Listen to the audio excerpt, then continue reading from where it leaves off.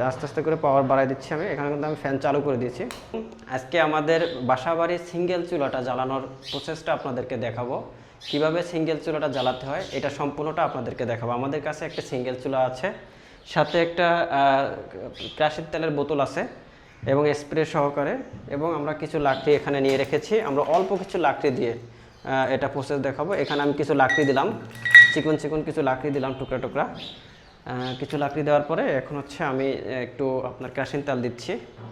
Kerosene তেলটা দিয়ে just একটু ভিজানোর জন্য, আপনার কেরোসিন তেল একটু দিলে জাস্ট ভিজবে।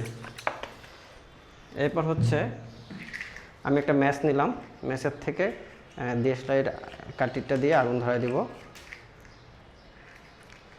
আমার এখানে হচ্ছে কারেন্টের লাইন দিয়ে রেখেছি, এখানে কারেন্টের লাইন দিয়ে রেখেছি। কারেন্টের লাইন দেওয়ার কারণে এখানে আমি দিয়ে রাখছি, কিন্তু অফ আছে। আমি এখন আগে জ্বালাবো না, আগে হচ্ছে আগুন দিব, তারপর ফ্যান চালাবো। আমি এখানে আগুন দিলাম, আগুন দেওয়ার পরে আমি আস্তে করে পাওয়ার দেবো, ফুল পাওয়ার দেবো না, আস্তে করে পাওয়ার দেবো, ঠিক আছে। এই যে আস্তে আস্তে করে পাওয়ার বাড়াই দিচ্ছি আমি। এখানে কিন্তু আমি ফ্যান চালু করে দিয়েছি, আস্তে আস্তে করে আমি ফুল পাওয়ার দিয়ে দিয়েছি, ঠিক আছে। এখন থেকে হচ্ছে আপনার এখন দুই টুকরো একটু দুই টুকরো লাকড়ি আপনার দিয়ে দিতে হবে ভিতরে, তাহলে আপনার আগুনটা আস্তে আস্তে ফ্লো বাড়বে। এখন হচ্ছে আমাদের কাছে দুই টুকরো লাকড়ি আছে।